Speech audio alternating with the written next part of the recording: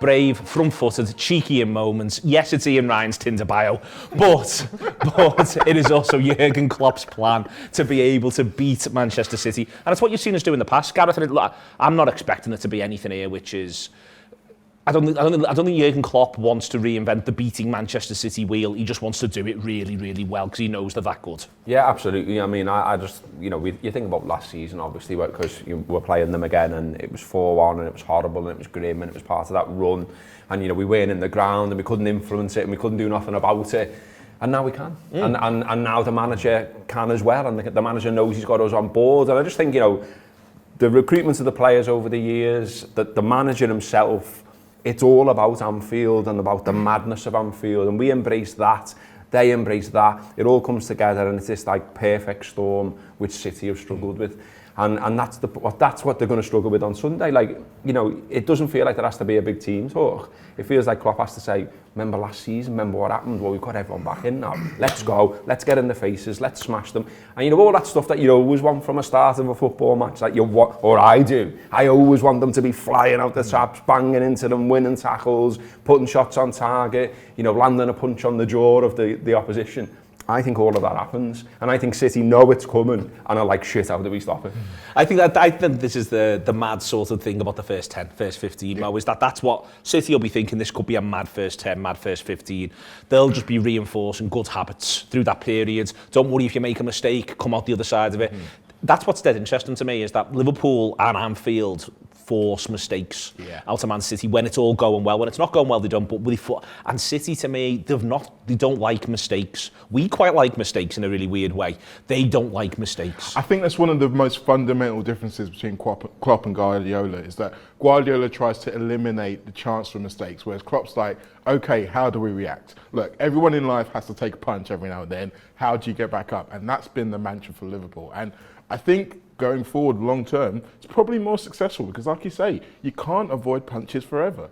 And I think City are going to be sitting at home at bed at night thinking about, how do we avoid these punches? Instead of thinking, how do I get up and punch them back? Because that's really what happens when they are successful in this game. But I love the fact that all of their good moments and good memories from this fixture are worthless. Absolutely worthless. Let's think about it.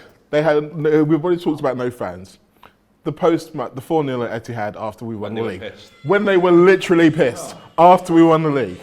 I mean, when you think about those games, there'll be players in the games be thinking, yes, I had a one-on-one with him and I got past him and I scored, and I remember how great it felt and all that stuff. Doesn't matter. I think there's one exception, I'll come back to you on it. There's one exception, because I think the other thing they've also got is they've all got all the bad memories. I think there's one exception, and he's the player who worries me the most, is Foden. Ooh, I thought you were going to say Sterling. No, Sterling's got loads of the bad memories. I was thinking he started scoring. He has, but I think Foden's the one who he's not touched by the badness. He's separate to that. He's come in, and I think every single time he's faced us, I think he's been great. He has, and I think that he's probably going to know that he's in our heads a little bit, in the same way that Leroy Sané used to be. Yeah. And I think has left a little bit of psychological scarring on all of us. Yeah.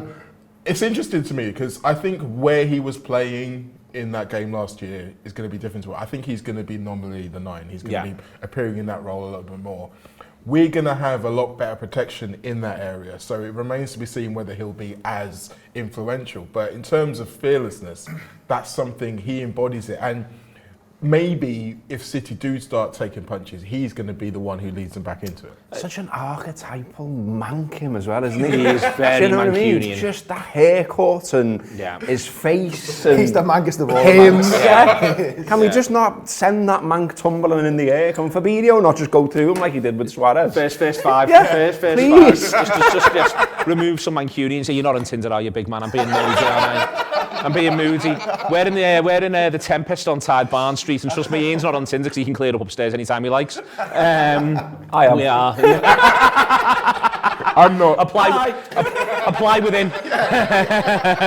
First five's on YouTube, and you're laughing. Yeah, absolutely. See what happens. Comment on a battle of laughs, though, are they? We all know. To our cost. On Sunday, we've got to enjoy it, and the we there is also us.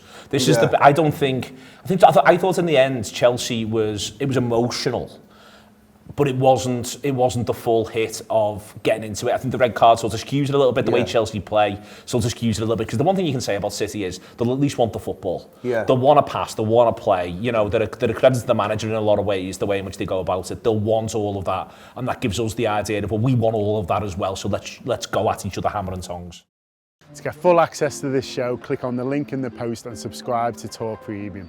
You get all of our content, including previews, reviews, post-match content, exclusive interviews and loads of transfer chats. So subscribe to the Anfield Wrap now. We share the journey of supporting Liverpool from heart of the city.